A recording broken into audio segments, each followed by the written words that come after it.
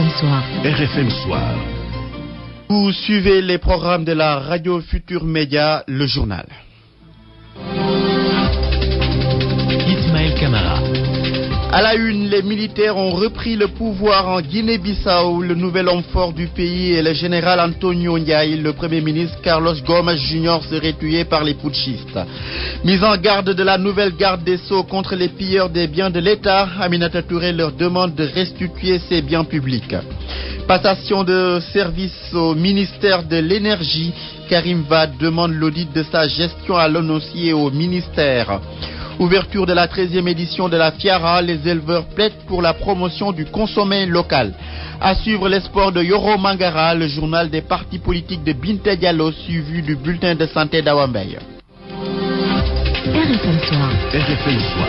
Ismaël Camara. Mesdames, Messieurs, bonsoir. Coup d'État en Guinée-Bissau. Le pouvoir a été renversé par les hommes du général Antonio Ndiaye, le chef des putschistes et le chef d'état-major général de l'armée. Selon nos informations, le premier ministre Carlos Gomes Jr. a été tué par les putschistes. Nous y reviendrons dans ce journal. RFM, la radio de toute l'actualité.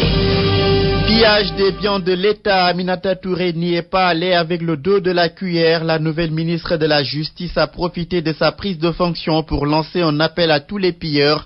La garde des Sceaux leur demande de restituer les biens publics dans les plus brefs délais. Selon elle, des enquêtes seront ouvertes pour identifier les coupables et les traduire en justice. Aminata Touré au micro d'Anna Rocha. Je viens de prendre service, comme vous l'avez constaté. Ça s'est passé dans un bon climat avec l'inspection générale. Je crois que le ministère de la Justice, c'est le ministère de la Justice, la présidence, c'est la présidence. Alors, si votre question s'adresse au cas de la présidence, effectivement, il n'y a plus de véhicule pratiquement. Le chef de l'État, lors de son déplacement de ce week-end, a dû prendre sa voiture personnelle. Toutes ces questions vont être élucidées. Alors, j'en profite pour lancer un appel à ceux qui détiendraient des biens de l'État de les restituer si vite que possible. Et de toute façon, des enquêtes seront menées et les biens de l'État seront ramenés. L'impunité doit désormais être un vieux souvenir pour le citoyen lambda. L'assurance est de la nouvelle ministre de la Justice. Elle compte aussi restaurer l'état de droit en réconciliant les Sénégalais avec la justice. Aminata Touré s'est adressée à la presse au terme de sa passation de service. Reportage Anna Rocha. L'une s'en vient, l'autre s'en va. Après 2 heures de huis clos entre l'ex et le nouveau ministre de la Justice, Cheikh Tidiane Sy sort comme une flèche, même pas une déclaration à faire.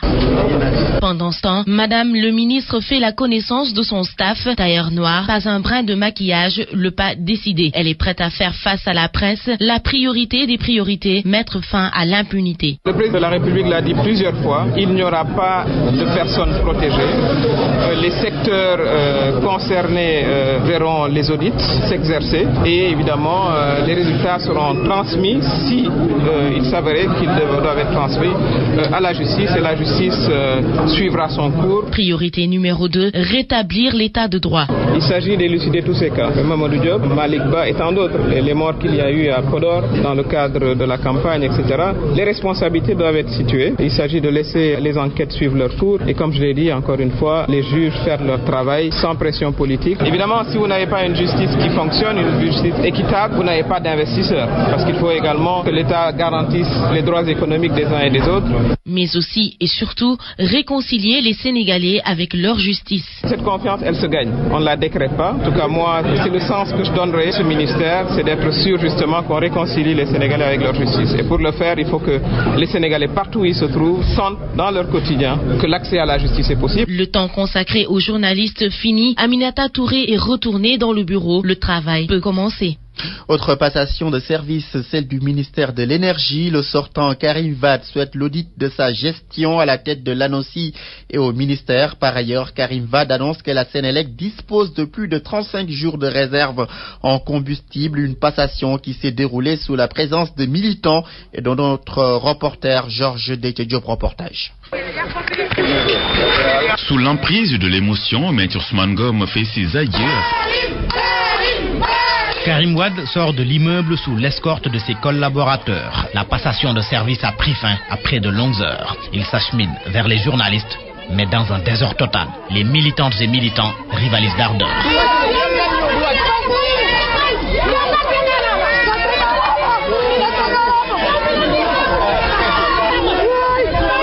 Wade quitte ainsi le ministère de la coopération internationale, des transports aériens, des infrastructures et de l'énergie. L'énergie, justement, Karim Wade rassure, la Sénélec dispose encore de combustible. Aujourd'hui, au moment où je vous parle, il n'y a plus de délestage. La Sénélec dispose de plus de 35 jours de combustible dans l'ensemble du pays et nous avons une marge positive de disponibilité d'électricité qui oscille entre 50 et 110 mégawatts. Takal, selon lui, n'a pas connu de baisse de tension, un plan dont il avait la charge, tout comme beaucoup d'autres dossiers qui doivent être passés à la loupe. C'est du moins son souhait. J'espère que mon action, pas seulement au sein du ministère, mais au sein de l'ANOCI, sera auditée. Les audits, c'est un processus normal de gestion. J'ai moi-même, en tant que ministre, lorsque j'ai été nommé ministre, audité, je dirais, pour faire un état des lieux et un diagnostic de la situation. Et j'attends avec impatience les résultats de ces audits. La balle donc dans le camp des nouvelles autorités. Série de morts lors des événements préélectoraux. La lumière sera faite sur toutes ces affaires. Le nouveau locataire de la place Soweto promet que les responsabilités seront situées. Benyaï succède ainsi à Maître Ousmane Ngom à la tête du département de l'Intérieur. Ibrahima Benjamin Diagne a assisté à la cérémonie de passation de service. Voici son reportage. Sous l'emprise de l'émotion, Maître Ousmane Ngom fait ses adieux à ses désormais ex-collaborateurs. Le prédécesseur de Benyaï quitte la place Soweto à pas feutré. Des pas que le nouveau ministre de l'Intérieur ne compte pas suivre en décidant de faire déclencher la machine judiciaire pour tirer au clair l'affaire Mamadou Diop et les autres événements douloureux qui ont marqué la période électorale. Le président de la République a pris la décision de tirer tout l'éclairage nécessaire à ces douloureux événements. Entouré des cadres de la police, Benyaï promet de restaurer l'état de droit, milite pour le respect des institutions et une meilleure collaboration entre la police et les citoyens. J'attire l'attention de la population sur la nécessité d'une bonne entente entre elle et le personnel du ministère de l'Intérieur.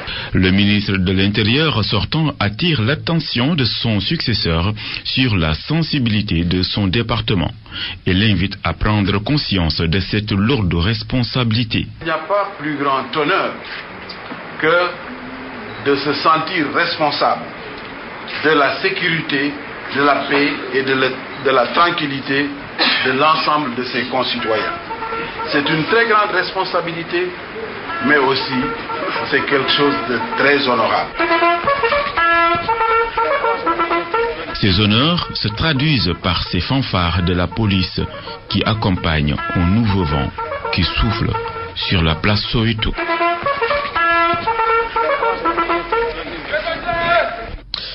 Premier conseil des ministres ce matin sous l'ère Macky Sall. L'équipe gouvernementale d'Abdoul Mbaye était au grand complet. Pour autant, le travail qui les attend n'est pas de tout repos, d'autant que selon le nouveau ministre du budget, les caisses de l'État sont à sec. Abdoulaye Daouda Diallo, que je vous propose d'écouter. Une situation assez déséquilibrée. Véritablement, la tension elle est là, elle est perceptible. Surtout que nous faisons face à des urgences. Bon, il y a aujourd'hui une bonne partie de la population qui est véritablement tout simplement menacée par la faim. D'autre part, il y a la campagne agricole qui pointe à l'horizon. Il y a effectivement donc le problème de l'énergie qui est encore là, qui véritablement continue encore de nous mettre la pression. Un certain nombre de choses en tout cas qui font que nécessairement nous avons quand même des urgences qui sont là. On travaillera à trouver les ressources qu'il faut pour ça. Bon, mais l'un dans l'autre quand même, on est dans une situation assez délicate. Avez-vous hérité de caisses vides? Bien évidemment, le président de sortant l'avait même dit. Bon, en tant que budget, caisse vide, ça n'a pas trop de sens. C'est quelque chose d'assez élastique. Mais ce qui est constant, c'est que nous avons trouvé quand même des dépenses qui ont dépassé les recettes. Objectivement, il n'y a pas de priorité budgétaire en dehors de la baisse des denrées de première nécessité et véritablement la tenue de la campagne agricole. Ça, ce sont les toutes premières priorités. C'est des engagements du président de la République. Nous sommes tenus de les respecter. C'est là, avec les prières, avec l'aide de tout le monde. Écoute, on va se solidariser. Aujourd'hui, nous sommes quand même dans un pays où tout est urgent. C'est ce que disait même mon collègue des finances. Il disait que bienvenue au royaume des urgences. Effectivement, nous sommes dans un royaume des urgences, c'est clair. Bon, on travaille à trouver les solutions. Ça ne va pas être facile, c'est clair. Tous les ministres du gouvernement d'Abdoul Mbaye ont pris part à ce premier conseil des ministres. Pour autant, certaines nominations font toujours l'objet de supputations et autres polémiques. D'autres ministres ont hérité de brûlants dossiers. C'est le cas de la socialiste Aminata Mbengue Ndiaye, de l'ex-DG de la BICIS à l'économie et aux finances, ou encore de Serigne Mbaye Thiam du PS à l'enseignement supérieur. Babacar Fall.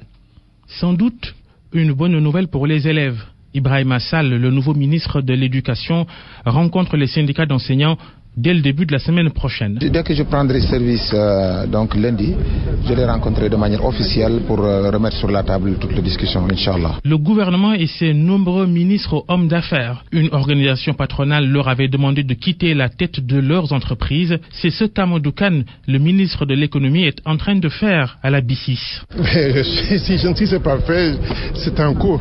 Je vais bien sûr quitter mon poste. C'est pas compatible.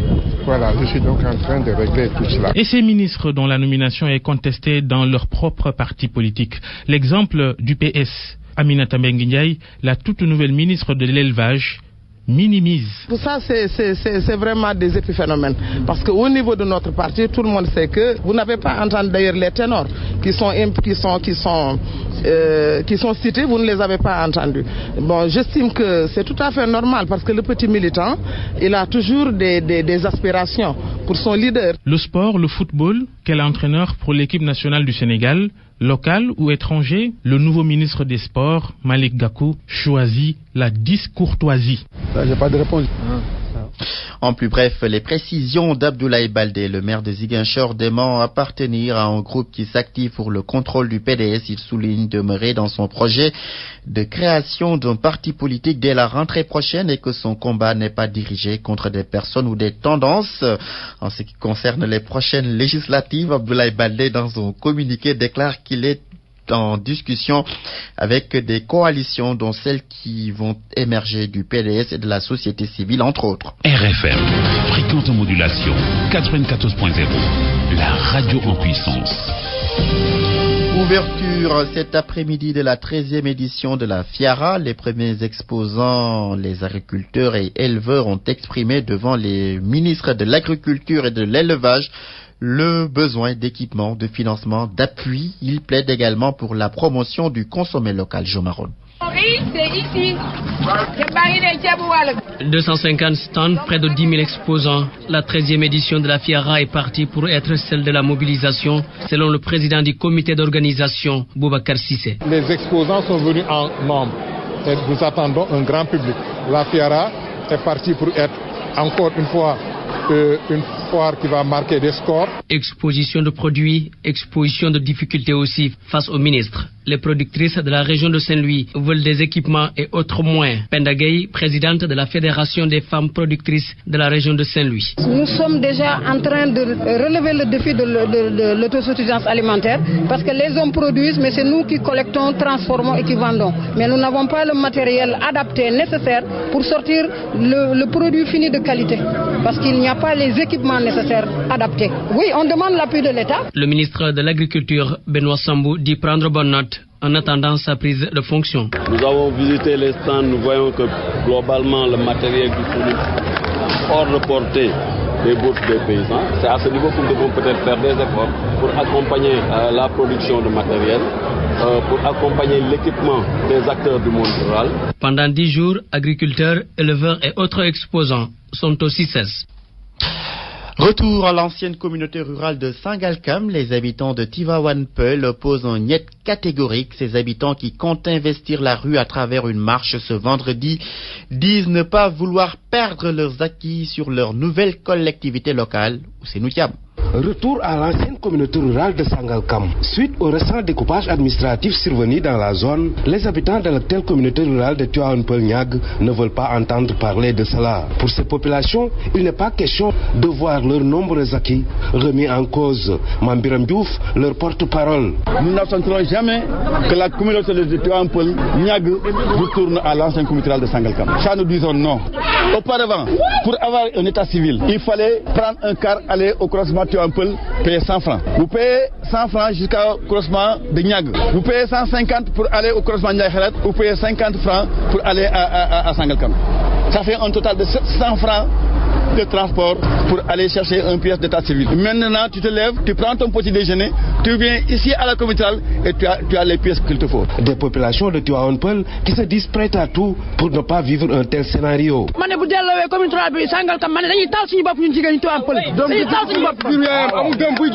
Très déterminés, ces habitants promettent de battre le macadam ce vendredi pour s'opposer à cette idée qui aujourd'hui constitue le principal sujet de discussion dans toute l'ancienne communauté rurale de Sangalkam. Ousseynou Thiam, Tivaouane Peulh, RFM. RFM Sport.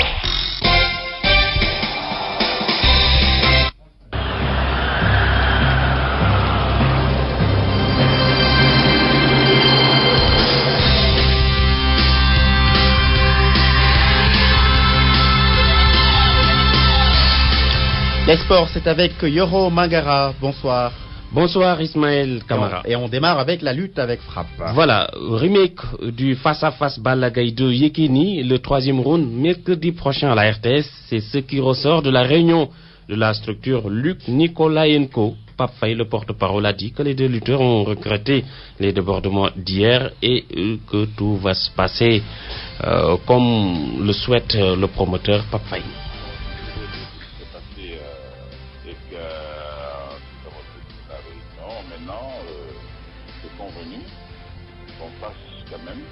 Avant le 22, un dernier face-à-face, enfin pas le dernier, mais parce qu'après il ne peut pas, on a un programme, un face-à-face. Bon, mais puis on a arrêté pour l'instant, si rien ne s'y oppose, le mercredi prochain à le niveau de la RP. Tu sais, il n'y a jamais eu de département à la RP, donc le face-à-face, parce que c'est le bar, on va rentrer dans le pays, on va rentrer. Donc il n'y a pas de problème. Le financement du sport et des infrastructures de qualité, priorité du nouveau ministre des Sports. Malick Gakou l'a dit cet après-midi lors de la passation de service entre lui et Abdoulaye Matar Diop, l'ancien président du Guédiawaye Football Club, veut que le sport ne soit plus que du loisir. Et là, du Malick Gakou que nous écoutons. La principale priorité de la feuille de route de l'État du Sénégal en matière de sport doit commencer d'abord par la réunification de la famille sahel. Parce que je l'ai dit tantôt, sans unité, on ne peut rien faire. Mais également, le Sénégal uni peut tout faire. Il peut tout gagner. Et nous sommes un gouvernement de mission, donc un gouvernement de résultats. Et c'est la raison pour laquelle nous allons, dans les prochains jours, poser des actes allant dans le sens du renforcement des infrastructures dans notre pays. C'est vrai qu'on ne peut pas faire de pratiques sportives sans infrastructures de qualité. L'année de même, nous allons renforcer la formation. Nous allons aussi tout faire pour assurer un financement adéquat du sport sénégalais. En un mot, la volonté du gouvernement, c'est de faire en sorte que le sport puisse constituer un levier de développement économique et social. C'est-à-dire aujourd'hui, le monde moderne aspire à avoir un sport, non pas loisir simplement, mais un sport de compétitivité, mais un sport professionnel, à même donc d'être un vecteur de croissance et générateur d'emploi. L'ancien ministre des Sports, avant de passer la main à son successeur, a tenu à faire le point avec lui. Selon Abdoulaye Matar Diop, le Sénégal a des hommes compétents et des textes forts. Le problème du sport reste et demeure les moyens. Il a par ailleurs réaffirmé que le meilleur site pour l'arène nationale reste le stade Demba Diop. Abdoulaye Matar Diop. Au moment où tous les présidents d'ORCAV sont dotés en véhicule, les chefs de services régionaux en charge de l'exécution de la politique de l'État, instruments de l'État, tête de pont de l'État dans les zones les plus avancées ne sont pas dotés. Au moment où les fédérations ont des supports technologiques comme des ordinateurs, nos services, vos services n'en sont pas dotés. Ma préoccupation a toujours été dans ce quadrimestre de réfléchir à avoir une administration pointue. Le second élément, c'est qu'ici au Sénégal, le sport n'étant pas une science, sauf pour ceux qui sortent des instituts, l'espace d'expression est ouvert à tout le monde. Le sport sénégalais n'est pas faible de la faiblesse de capacité humaine. Le sport sénégalais n'est pas faible de son substrat juridique. Nous avons les meilleurs textes. Le sport sénégalais n'est pas faible de son organisation. Mais le sport sénégalais est faible de la faiblesse de ses moyens. S'agissant des infrastructures, je maintiens mon avis de sportif. Je suis persuadé qu'une arène nationale, si nous voulons la réaliser dans de très brefs délais, dans des coûts supportables, c'est le stade Demba Diop qu'il faut choisir sur le même. L'ancien ministre des Sports, Abdoulaye Matar Diop, en Football Ligue 2. La 11e journée démarre demain vendredi avec les matchs suivants dans la poule A à Demba Diop pour Kaffrine à 16h et en deuxième heure, Jeanne d'Arc de Dakar, Renaissance en Espagne, 33e journée. Villarreal a battu Malaga par 2-1. Le Racing Santander s'est incliné à domicile face à Mallorca 3-0. Même score entre l'FC Séville et la Real Sociedad. On termine avec de l'athlétisme au semi-marathon de Dakar. Le budget de la 10e édition de ce tournoi international est de 15 millions de francs CFA. C'est selon les organisateurs qui ont tenu un point de presse aujourd'hui. Le semi-marathon de Dakar se tient samedi prochain. Le coup d'envoi 16h. Départ devant les grilles du palais. Ismaël Kamara. Merci Yoro Mangara. RFM. La politique s'installe et c'est avec le journal des partis, une présentation de Binta Diallo. Le journal des partis politiques se penche aujourd'hui sur la transhumance. Est-ce la fin de ce phénomène avec l'ère Macky Sall? La transhumance, effet de mode sous Abdoulaye Wade. Mohamed Ali Mouba. Revirement, reniement, traîtrise, la transhumance politique a été clouée au pilori sous toutes les coutures. Banalisée sous l'alternance, elle semble avoir pris du plomb depuis l'avènement de Macky Sall. Comment expliquer le phénomène pour le moins curieux? Alioune Badara Diop, enseignant en sociologie politique à l'Université de Dakar. La première raison que je mettrai en exergue, c'est le combat de conscientisation citoyenne, l'exigence d'éthique mise en exergue par des mouvements de la société civile, par le M23, etc. Donc, à partir du moment où il y a un message subliminal, un message explicite de la société civile qui exige effectivement que les acteurs politiques se conforment à une forme d'éthique, la transhumance, avec son côté plus ou moins violation des principes élémentaires de la démocratie, cette transhumance-là est aujourd'hui questionnée. Momar Young est rédacteur en chef de Nouvel Horizon. En 2000, la transhumance était encouragée par le parti qui venait d'arriver au pouvoir. La deuxième raison, je crois, c'est lié à la trajectoire de Macky Sall. Macky Sall a été victime d'une injustice au Parti démocratique sénégalais. Et il serait malvenu que ceux qui avaient participé à cette entreprise de liquidation et qui étaient ses anciens frères libéraux, puissent le rejoindre dans son parti. Un combat de conscientisation qui exige finalement la moralisation de la vie politique. Mais toutes ces valeurs sont-elles suffisamment ancrées chez nous pour décréter la mort définitive de la transhumance? Alioune Badara Diop. L'hypothèse la plus forte que je puisse formuler aujourd'hui, c'est qu'effectivement, cette logique de changement de parti de la part d'un leader connu de tous les Sénégalais comme ayant professé une idéologie, ayant occupé des fonctions éminentes dans un gouvernement et qui du jour au lendemain, parce que le président a été battu, va se reconvertir dans un autre parti en niant systématiquement toutes ses valeurs, toutes ses convictions. Cette logique-là, elle est aujourd'hui remise en cause. Et je ne pense pas que ce soit demain la veille pour que les gens se remettent à accepter cette logique de la transhumance. Il faut donc attendre ces deux échéances qui se profilent à l'horizon. Un, le lancement des audits, et deux, les législatives, pour voir si le phénomène de la transhumance ne sera pas de la même ampleur qu'en 2000. La transhumance, c'est ce que nous décryptons aujourd'hui avec Ibrahima Benjamin Diagne. La transhumance est propre aux animaux et aux pasteurs. Elle vient du mot latin trans qui signifie de l'autre côté et humus qu'on peut traduire par la terre ou le pays. Selon le dictionnaire, ce vocable désigne une migration périodique du bétail de la plaine vers la montagne ou de la montagne vers la plaine. Mais cette notion est désormais collée à la politique avec une connotation péjorative. Ce jargon indique une cascade de démissions des militants ou de responsables politiques qui rejoignent en masse d'autres formations. À l'image des nomades à la recherche du pâturage, ces transhumants des temps modernes sont à la quête des prairies. Pour réglementer la transhumance, le régime libéral a pu initier une loi qui interdit à tout parlementaire de quitter sa formation d'origine en pleine législature.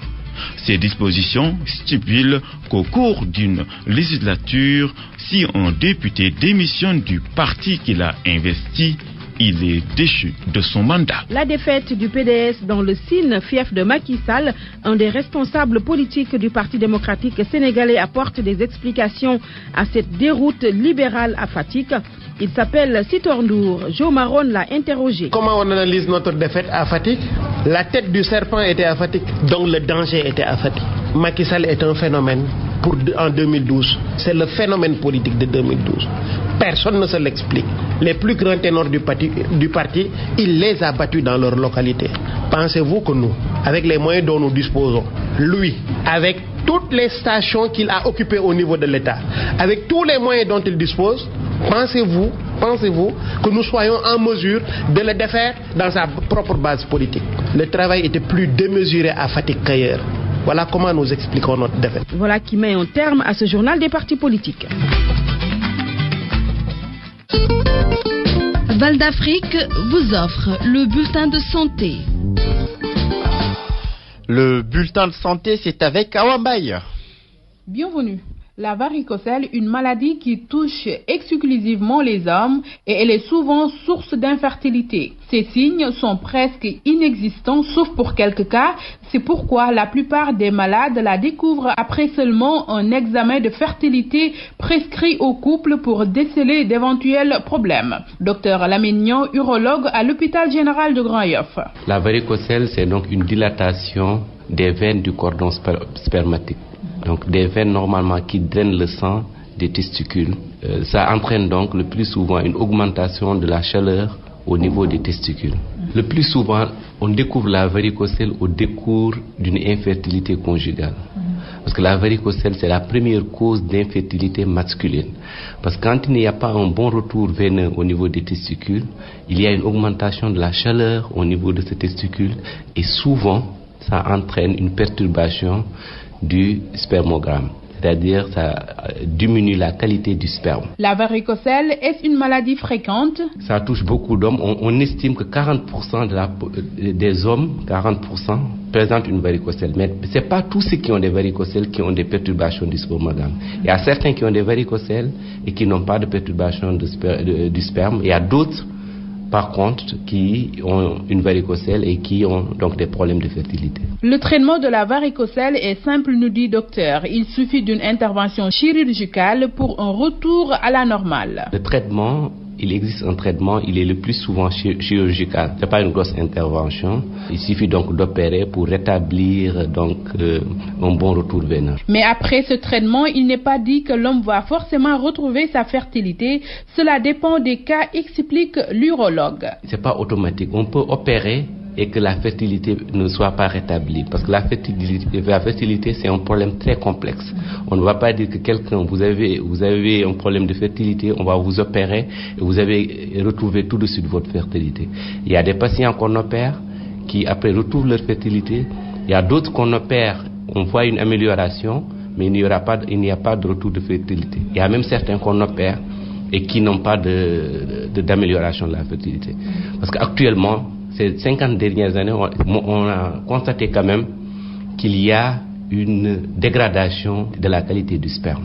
Ce n'est pas souvent toujours lié à la varicocèle, même si la varicocèle est la cause la plus fréquente d'infertilité masculine. C'est tout, à demain avec toujours docteur Lamignon, mais sur un autre sujet. D'ici là, prenez bien soin de vous. Le gel main Valda, efficace sur 99% des microbes. Val d'Afrique vous a offert le bulletin de santé. À présent, le rappel de la une. Ismaël Camara. C'est officiel, c'est confirmé. Le premier ministre bissau-guinéen a été tué par les putschistes. Carlos Gomes Jr. n'est plus donc. Les militaires ont repris le pouvoir en Guinée-Bissau. Le nouvel homme fort du pays est le général Antonio Ndiaye. Mise en garde de la nouvelle garde des Sceaux contre les pilleurs des biens de l'État. Aminata Touré leur demande de restituer ces biens publics.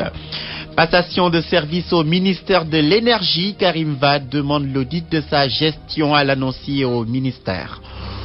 Enfin, ouverture de la 13e édition de la FIARA, les éleveurs plaident pour la promotion du consommé local. Fin de cette édition présentée par Ismaël Camara à la technique Mamadou Lamine Sow.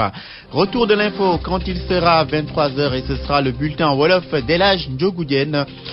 Dans un instant, actu en question sur les audits et le pillage des biens publics. Merci chez vous et bonne écoute.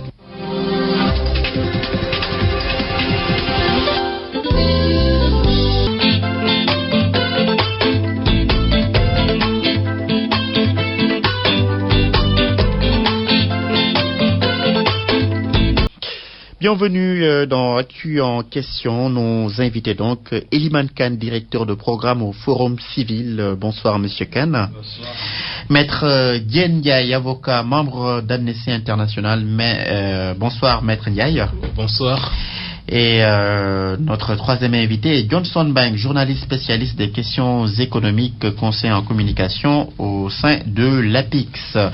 Nous allons sans tarder donc démarrer cette émission et qui parle bien sûr des audits et des biens de l'État qui ont été pillés. La toute nouvelle ministre de la Justice vient de faire une déclaration de taille. Elle a demandé aux pilleurs de restituer les biens qu'ils ont, les biens de l'État. Qu'en pensez-vous, Monsieur Khan? Oui, merci beaucoup. Je pense qu'effectivement, c'est une déclaration bien à propos.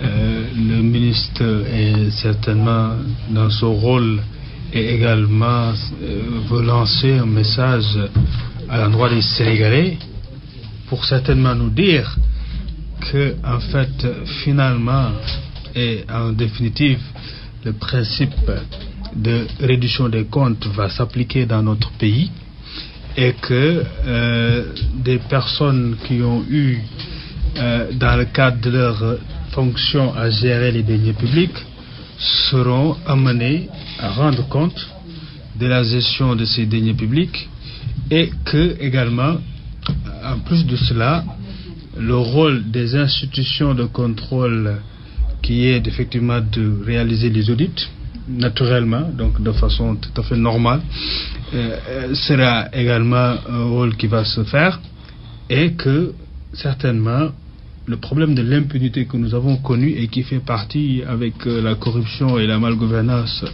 des aspects néfastes du bilan du régime sortant, nous allons finalement enfin sortir de cela et qu'il n'y aura plus d'impunité dans ce pays.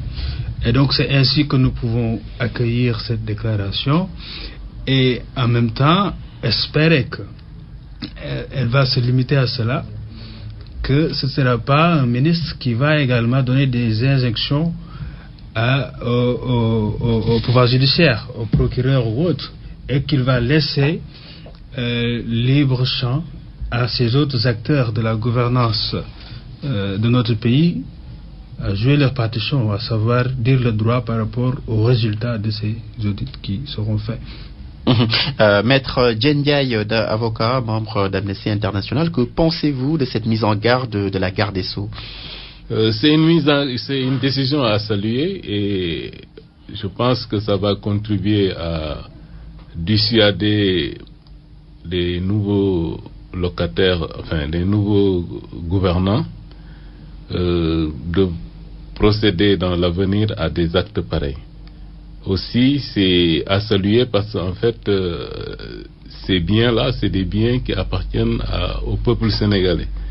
Les restituer, c'est les restituer au peuple sénégalais qui en est propriétaire et je pense que c'est une mesure à saluer. Je rappelle qu'elle va beaucoup plus loin en disant que des enquêtes seront ouvertes. Oui, parfaitement. Il faudrait constituer les responsabilités parce qu'il est inconcevable dans un état de droit quand même que des biens puissent disparaître comme ça. Et à cet effet, je pense qu'il faudrait rechercher tous les auteurs et les commentaires et les complices parce qu'en fait, ça doit être à une chaîne. Et il faut que tous les responsables puissent être appréhendés si vraiment c'est des cas avérés que tous les responsables puissent être appréhendés et traduits en justice. Et en cela, nous saluons cette décision puisqu'il ne faudrait pas que des gens puissent s'enrichir sous le dos des Sénégalais et rester impunis.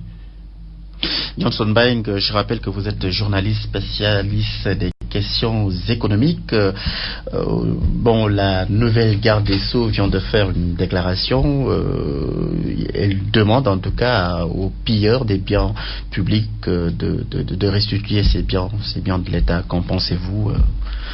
Honnêtement, pour parler de manière franche, j'ai pas pu écouter la déclaration de la garde des Sceaux, mais cela va de soi que si ces faits sont avérés, ces soi-disant pilleurs doivent rendre compte quand même. Parce que j'ai lu à travers la presse qu'il Il y a plus de...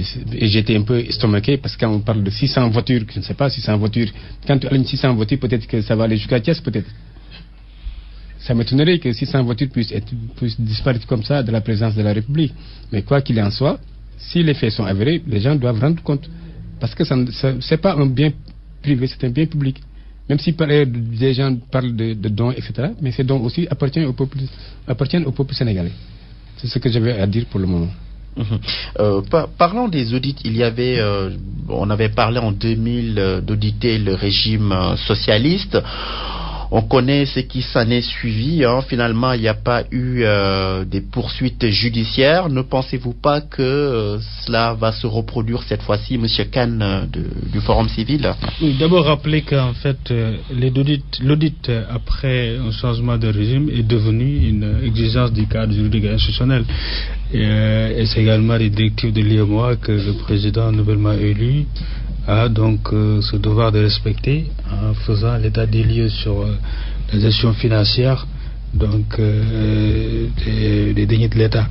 Alors donc maintenant cette question est importante. Nous pensons tout simplement que la logique politicienne ne va pas encore une fois prendre le dessus sur la logique citoyenne, la logique républicaine, la logique de respect des principes de gouvernance dans un pays, parce qu'effectivement on a vu dans le passé que des outils ont été faits et par la suite il n'y a pas eu véritablement de suivi par rapport à, si je veux dire suivi, c'est au niveau de la justice, ça n'a pas suivi, mais il y a eu un autre suivi plutôt politicien, c'est-à-dire que ces études ont été utilisées tout simplement pour massifier le parti au pouvoir, pour recruter des personnes, des leaders politiques, pour donc financer la transhumance en réalité, qui est un phénomène que nous déplorons dans ce pays-là, et nous pensons franchement que le nouveau régime ne va pas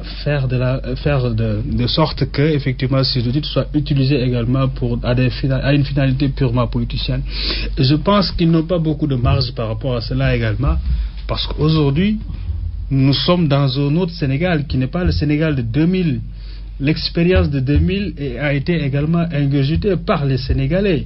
Et il y a également de nouvelles dynamiques citoyennes appuyées par les jeunes, mais également par ces Sénégalais qui ont connu l'expérience du passé, qui ne veulent plus que ces choses se reproduisent dans ce pays. Et donc il y a une veille citoyenne qui est là, concrète, qui existe, et il y a une sorte de masse critique de nouvelle citoyenneté qui est en train de se construire dans ce pays-là, du fait d'un travail qui se fait par des organisations de la société civile comme le Forum civil également, depuis plus de 20 ans. Et donc aujourd'hui, il y a plus d'exigences. Les questions de gouvernance sont considérées comme même une sorte de nouvelle demande sociale au niveau des Sénégalais. Et je pense que les dirigeants aujourd'hui n'ont pas beaucoup de marge de manœuvre pour ne pas être en phase avec véritablement les principes de gouvernance. Sinon, ils auront en face tout simplement ces citoyens qui vont se mobiliser davantage pour exiger d'eux-mêmes qu'il y ait un suivi par rapport à ces audits, qu'il y ait plus d'impunité dans ce pays-là. Et je pense que les Sénégalais sont à ce stade-là aujourd'hui. Donc nous pouvons espérer véritablement qu'il y aura une suite adéquate donnée à ces audits qui sont en train de se faire. Justement, Maître Ndiaye, pensez-vous qu'il y aura, que les audits iront jusqu'à leur terme? Oui, en fait, nous pensons que nous avons espoir en fait que les audits seront utilisés à bon escient. D'abord pour plusieurs raisons. Par le passé, on a vu ce qui s'est passé et les Sénégalais en ont tiré des conséquences. Et les Sénégalais veillent également. Je pense que l'ancien régime a péché à travers les audits qui ont été utilisés sur le plan purement politique pour en fait anéantir certains hommes politiques. Je pense que le nouveau régime a intérêt à ne pas reproduire cette pratique-là, parce qu'en fait, dans 5 ans, il va revenir pour solliciter les suffrages des Sénégalais. Et les Sénégalais aujourd'hui sont assez conscients, ils savent ce qu'ils veulent et ils sont prêts à sanctionner toutes sortes de malgouvernance. C'est pour cela je pense que on ne va pas continuer à perpétuer l'impunité dans le cadre de la gestion des affaires publiques. Et nous avons espoir, mais nous attendons le nouveau régime sur les actes. C'est une déclaration de principe, on les attend sur les actes. Johnson Bank, sur cette question, pensez-vous que les audits vont aller jusqu'à leur terme? Pensez-vous qu'on va pas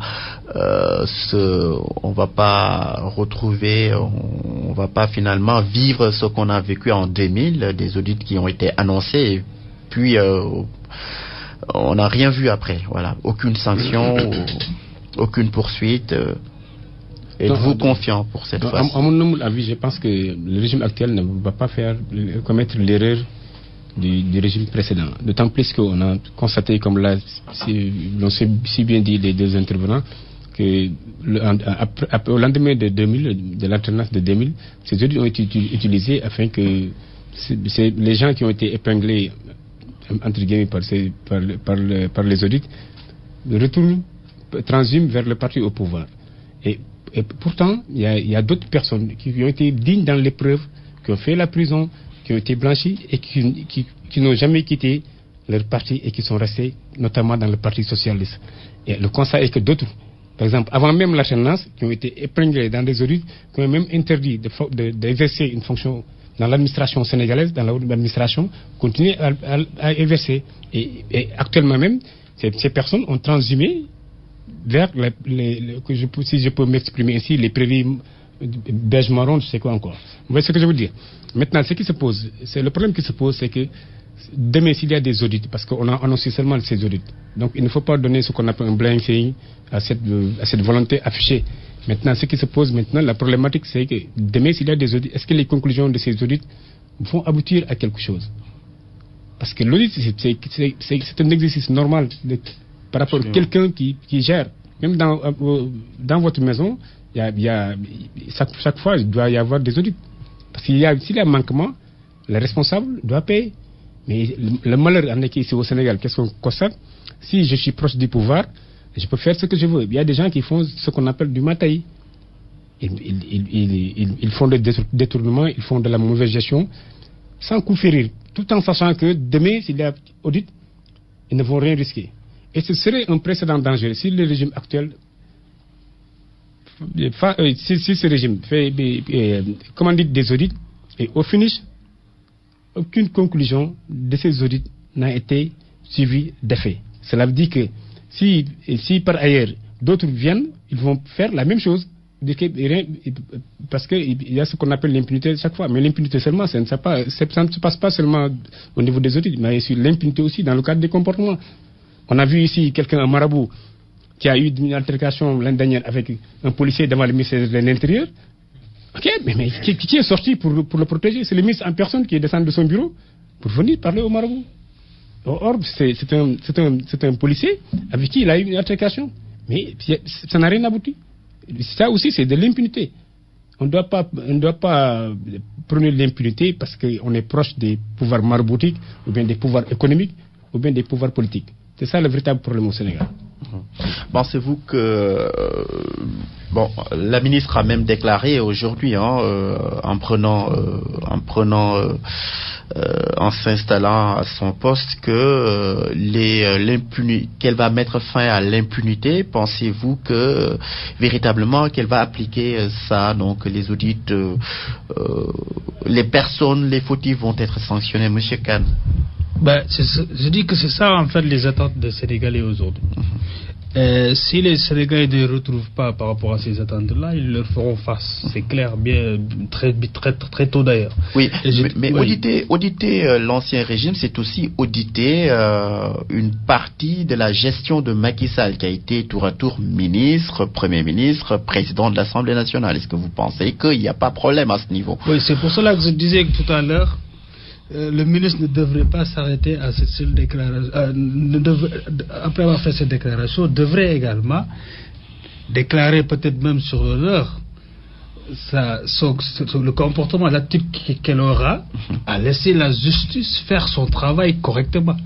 Qu'il n'y ait pas d'ingérence au niveau de la justice par rapport à la suite à donner à ces audits. Ça, c'est un principe de respect de l'état de droit, on le disait tout à l'heure également, sur lequel également nous veillerons. Mais il faut dire qu'en fait, par rapport à ces audits-là, j'ai parlé de cette nouvelle demande sociale que les Sénégalais ont développée par rapport au principe de gouvernance. Les questions d'équité, donc traiter également de la même manière tous les Sénégalais, parce que sont tous égaux devant la loi. Il faut donc on attend également donc du ministre une attitude pareille. Mais la question de l'impunité ne se limite pas seulement à la justice. Il y a également le président qui doit prendre la décision de soumettre à cette justice les rapports qui sont déposés sur sa table. Parce que certains rapports de certaines organisations, organes de contrôle comme l'IGE, comme la Cour des comptes, sont déposés sur la table du président de la République. À lui de prendre sur lui la décision de transmettre ce dossier à son ministre de la Justice et que le procureur soit saisi sur ces questions-là. Donc l'impunité également, c'est en plus de cela l'indépendance de la justice pour que la justice fasse son travail. Mais l'impunité, lutter contre l'impunité, c'est également, il y a un troisième maillon qu'il faut intégrer à partir de là, c'est la veille citoyenne. Il faudrait que ces citoyens soient davantage informés sur les procédures, sur les enjeux des audits, sur les enjeux de la bonne gouvernance, pour qu'ils puissent être mobilisés également pour faire une pression forte par rapport à ces dirigeants-là pour qu'il y ait effectivement une suite donnée à ces audits-là. Et sur cela, nous travaillons effectivement et continuons de travailler pour que les citoyens soient mobilisés, soient debout pour dire nous ne voulons plus d'impunité dans notre pays. Oui, Maître Diène d'Amnesty International, peut-on faire confiance à des corps de contrôle comme l'inspection générale d'État, la Cour des comptes, qui ont eu à bénéficier des largesses du pouvoir sortant?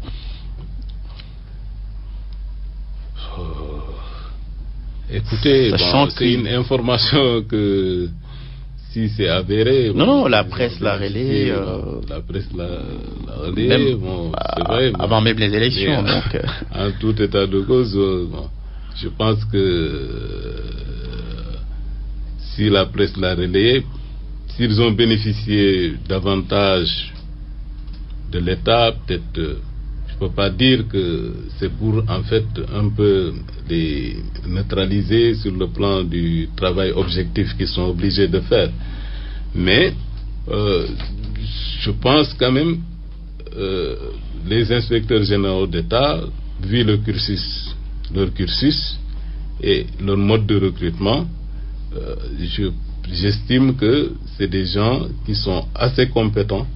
Mais la compétence peut-être n'est pas simplement suffisante pour être un bon contrôleur, parce qu'il faut aussi avoir de l'éthique et de la responsabilité dans le cadre de sa mission. Mais j'estime qu'ils ont fait le choix. Il faudrait qu'ils aillent jusqu'au bout, accomplissent leur travail dans la transparence, la neutralité et l'objectivité. À cet effet, quand ils auront fait leur travail, ils seront quittes avec leur conscience. Je pense que quand même, un fonctionnaire de cette haute trame ne peut pas se permettre, par suite tout simplement des avantages qu'on aurait reçus, de ne pas faire correctement son travail ou bien être carrément partial. Ça, c'est à déplorer. Je pense que on est dans le cadre d'une dynamique de rupture. Il faudrait qu'on aille jusqu'au bout. Nous attendons beaucoup les autorités sur ce plan. Sur le plan de l'impunité, nous saluons en fait cette décision. Et on attend les autorités également sur ce plan, sur leurs actes. Les violences, nous les attendons surtout sur les violences post-électorales et également sur les violences électorales. Les cas de mort d'homme, il faudrait que la lumière soit faite sur ces cas-là. Les cas de torture également, il faudrait que ça soit élucidé. Le Sénégal a ratifié la convention sur la torture. On est allé vers l'observateur des lieux de privation de liberté. On a nommé l'observateur, qui est un magistrat qui a de l'expérience. Nous attendons beaucoup de nouveaux régimes sur ce plan-là.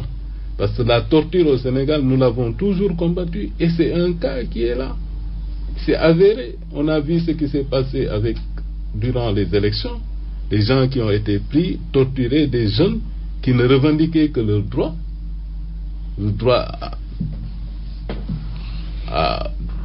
au respect de la Constitution. Je pense qu'ils ne méritaient pas autant de torture.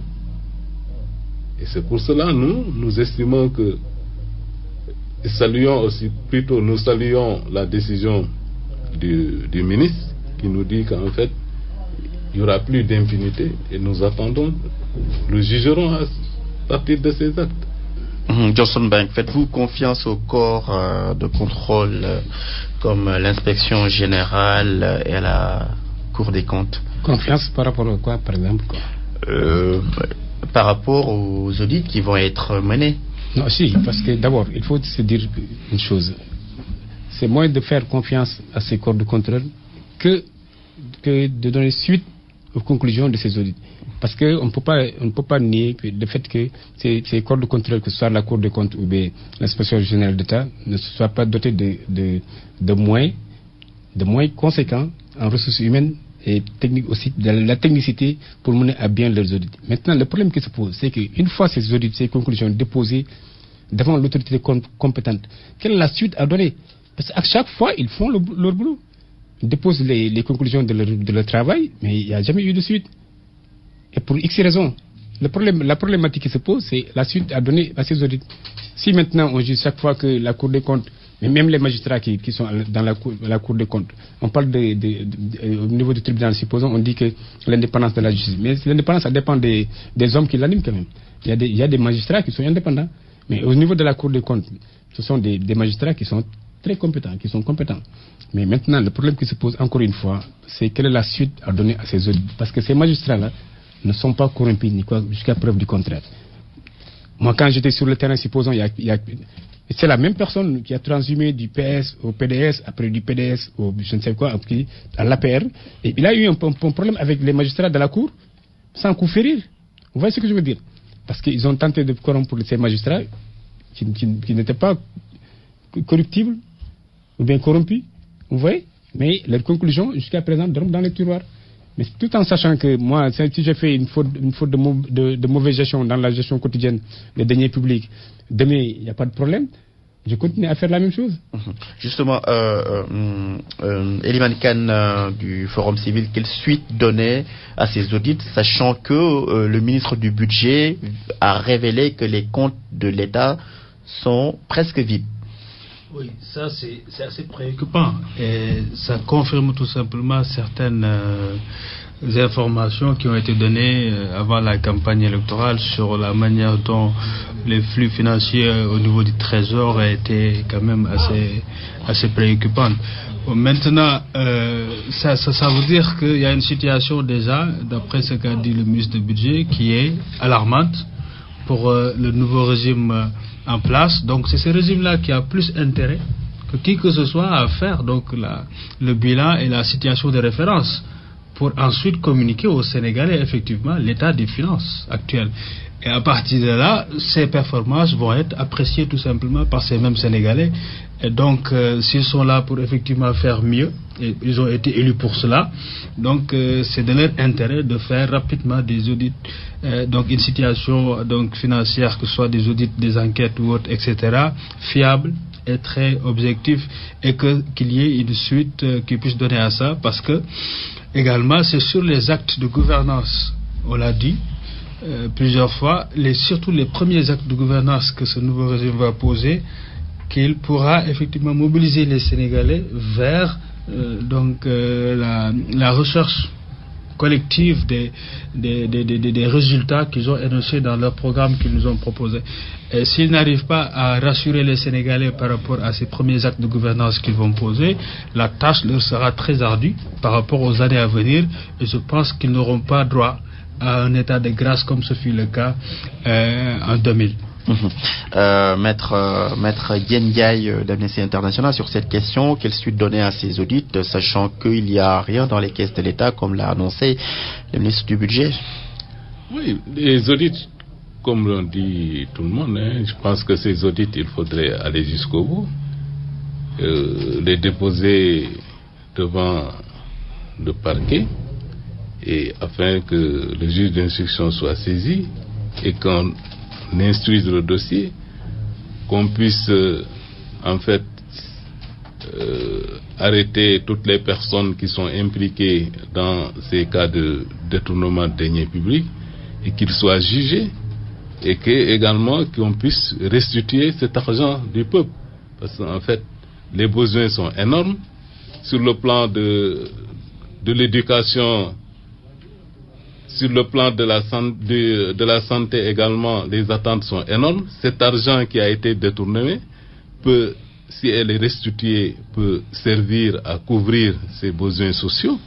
Et je pense qu'il faudrait qu'on aille jusqu'au bout. Il ne faudrait pas que ça soit des audits qui sont utilisés sur le plan purement politique. Merci. Pour permettre à des personnes de revenir brouter sur les prairies vertes. Merci Diène Ndiaye. Je rappelle que vous êtes avocat, membre d'Amnesty International. Merci à vous. Eliman Khan, directeur de programme au Forum Civil. Merci à Johnson Bang, journaliste spécialiste des questions économiques, actuellement conseiller en communication au niveau de l'APIX. Ça n'est fini pour Actu en question. À 23h, Elhaj Ndiogoudien sera à cette même place pour vous présenter le bulletin Wolof. Bonne écoute.